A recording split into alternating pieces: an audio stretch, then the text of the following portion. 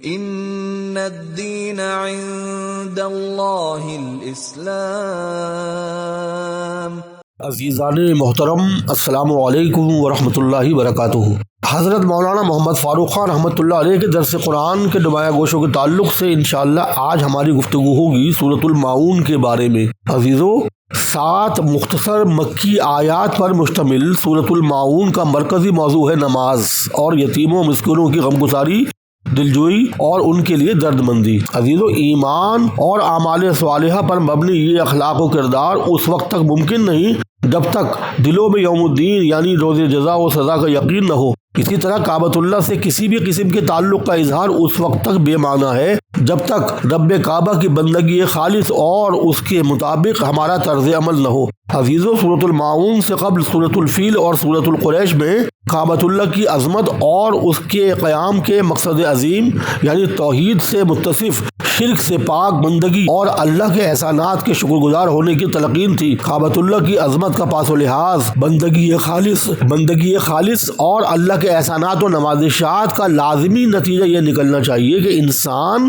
حق شناس ہو، وفا شعار ہو۔ عزیزو، سورۃ الماعون میں وہ بہترین طرز عمل اختیار کرنے کا واضح پیغام ہے جو انسان کی صرف اپنی ذات تک محدود نہ ہو بلکہ دوسروں کے ساتھ بھی حسن سلوک کا معاملہ ہو، مروت و دردمندی کا احساس ہو، ان کی ضروریات زندگی میں بھی تعاون کیا جائے، ان پر بھی خرچ کر کے اپنی شخصیت کو وسیع القلب، کشادہ ذہن اور اعلیٰ ظرف بنایا جائے۔ اس صورت میں عزیزو، واضح انداز اور تمثیلی اسلوب میں انسان کو یوم الدین، یوم الجزا و سزا کی تکذیب، یتیم سے بدسلوکی، مسکین کو نہ خود کھلانا نہ دوسروں کو ترغیب دینا، اپنی نماز یعنی صلہ رحمی، ترحم اور دردمندی کے جذبات سے عاری ہونا، کسی اچھے عمل میں بھی خودنمائی، ریاکاری کا مظاہرہ کرنا اور معمولی چیزوں سے بھی کسی کو فیض نہ پہنچانا وغیرہ ایسے عیوب ہیں جن سے اپنے اخلاق کو سنوارنے کی تعلیم اس سورت پاک میں دی گئی ہے۔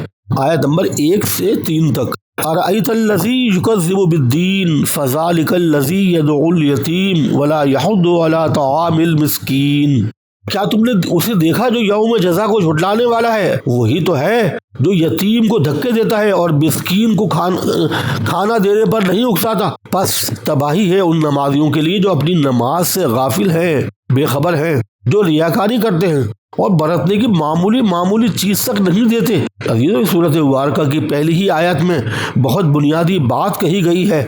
انسان کی سب سے بڑی برائی اور خرابی یہ ہے کہ وہ اپنی زندگی کے اصل مقصد، اپنے طرز عمل اور اس کے انجام سے ہی بے خبر ہو۔ صرف سزا کے دن، اللہ کے جزا و سزا کے دن اللہ کے حق و انصاف کے ساتھ اپنے اعمال حیات کی جزا و سزا پانے کو ہی تسلیم نہ کرے، صاف انکار کر دے اور اس دل کو جھٹلاتا رہے جس دن اللہ کے حضور اپنے ہر عمل کی، اچھے برے عمل کی جزا و سزا ہی قبول نہ ہو، جس کو اس کے کردار کی پستی کا کیا ٹھکانہ، انجام بینی نہ ہونے کے باعث اس کی اخلاقی پستی اس درجہ پامال ہوگی کہ اب اسے اپنے کسی مجبور، یتیم، مسکین، حاجت مند پر ترس تو کیا ہے، اسے تو اس کے ساتھ بدسلوکی کرنے میں بھی کوئی آر نہ ہوگا۔ وہ کسی مسکین، غریب، نادار کو خود تو کیا کھلائے گا، دوسروں کو بھی اس کی مدد کرنے پر نہ اکسائے گا۔ بخل ہی اس کی سرشت ہوگی، وہ تو بس خود غرضی کا پتلا ہوگا، اپنی خواہش نفس کا غلام ہوگا، اس کی تو زندگی ہی بے مصرف اور بے معنی ہوگی۔ انجام بینی سے عزیزو، کورے اور جزا و سزا کے منکر کا بس یہی نہایت ہی پست کردار ہوتا ہے جو ان آیات مبارکہ میں بیان ہوا ہے۔ آیت نمبر 4 اور 5۔ فویل للمصلین الذین هم صلاتهم ساہون۔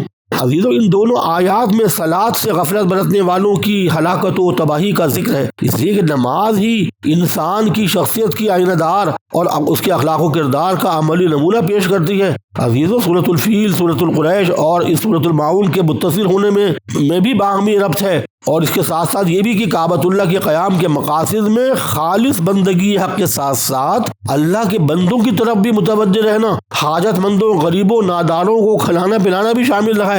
اس اہم پہلو کے پیش نظر یہاں لفظ صلاۃ اپنے اصطلاحی مفہوم یعنی نماز سے الگ اور وسیع تر معنی میں استعمال ہوا ہے۔ یوں بھی صلاۃ یعنی نماز کا باقاعدہ نظام تو واقعہ معراج کے بعد ہی اپنے لغوی، اور اس لیے یہاں لفظ صلاۃ اپنے لغوی معنوں میں استعمال ہوا ہے۔ یعنی اللہ کی طرف متوجہ ہونے کے ساتھ ساتھ اللہ کے بندوں کی طرف بھی توجہ کرنا، ان کے حال احوال سے بھی بے خبر نہ رہنا، ان کی دستگیری، ان کی خبرگیری کرنا، ان کے حقوق کا بھی پاس و لحاظ رکھنا، اللہ سے قرب و تعلق کے ساتھ اہل حاجت سے بھی ربط و تعلق قائم رکھنا۔ بس جن لوگوں کی روش اس طرز عمل سے آ رہی ہے وہ اللہ کے نزدیک نہایت ناپسندیدہ ہے اور بالآخر آخرت میں برے انجام تک پہنچانے والا ہے۔ اللہ کے حقوق اور اس کے ساتھ بندوں کے حقوق سے غفلت شعاری عزیزو انسان کی پستی اخلاق، اس کی مفلسی کردار کی علامت تو ہے ہی، لیکن اپنے انجام کے لحاظ سے بھی آخرت میں اس کی ہلاکت کی بشارت ہے۔ عزیزو اس آیت سے یہ بھی معلوم ہوا کہ اصل نماز تو بندگی کامل کا نام ہے۔ یتیموں مسکینوں کی خبرگیری دردمندی کا بھی عملی نمونہ ہے صلاۃ، نماز۔ آیت نمبر 6 اور 7، الذین ھم یراؤون ویمنعون الماعون۔ عزیزو ان آخری دو آیات میں جزا و سزا کے انجام سے بے خوف شخص کی اخلاقی پستی کی دو اور اہم نمایاں خصوصیات کی تصویر کشی کی گئی ہے۔ واقعہ یہ ہے انسان کے طرز عمل میں اگر اللہ کی محبت و خشیت اور اپنی روش کی جواب دہی کا احساس ہی نہ ہو تو ایسے شخص کا کوئی اچھے سے اچھا عمل بھی بس دکھاوے، نام و نمود، ریاکاری اور بس اپنی بڑائی کے اظہار پر مبنی ہوگا۔ اللہ کی رضا اس کے کسی اچھے عمل میں بھی نہ ہوگی۔ اس کی گراوٹ کی مزید انتہا یہ کہ بس خود غرضی اور بخل ہی اس کی مزاج کا خاصہ ہوگا۔ اس کا دل کسی کی خیر خواہی کے لیے ذرہ برابر آمادہ ہی نہ ہوگا۔ وہ تو کسی معمولی سے معمولی نیک عمل کے معاملے میں بھی بڑا بخیل اور قبضرف اور تنگ نظر ہی ثابت ہوگا۔ روزمرہ استعمال کی معمولی سے معمولی کسی چیز کے دینے میں بھی اس کا دم نکلتا ہوگا۔ اخلاقی حس کا کوئی گوشہ اور خدمت خلق کا کوئی جذبہ اس کے دل میں پیدا ہی نہیں ہوگا۔ عزیزو یہاں ایک غور طلب امر یہ بھی ہے کہ سورۃ الفیل سے سورۃ الماعون تک ان تینوں صورتوں میں حقیقی بندگی، رجوع الی اللہ اور رجوع الی العباد، یعنی بندوں کی طرف رجوع کرنا، اللہ کی طرف رجوع کرنا اور بندوں کی طرف رجوع کرنا پر بطور خاص زور دیا گیا ہے، اور کعبۃ اللہ کے قیام کا مقصد اور رب کعبہ کا یہی اولین پیام بھی ہے، اور اس سے روگردانی گویا کعبۃ اللہ کے بنیادی مقاصد کو ہی پامال کر دینا ہے۔ عزیزوں اصل میں مخالفین اور مشرکین عرب توحید کے اپنے عقیدے اور کعبۃ اللہ کے ساتھ اپنی وابستگی، دل بستگی اور وارفتگی کا دم تو خوب بھرتے تھے، لیکن ان کے اس دعوی بیجا میں کوئی دم نہ تھا سوائے ان کے فریب اور عیاری کے، اور کچھ تھا ہی نہیں۔ عزیزوں ان صورتوں میں ان کی پستی اخلاق کے انہی پہلوؤں کا پردہ چاک کیا گیا ہے۔ یہ نشتر نہ صرف ان کے لیے بلکہ ہر دور میں موجود ہر اس قسم کے افراد اور قوموں کے کردار کے لیے بھی قرآن کے یہ نشتر تیر بہدف ہے۔ وما علینا الا البلاغ۔ السلام علیکم ورحمۃ اللہ وبرکاتہ۔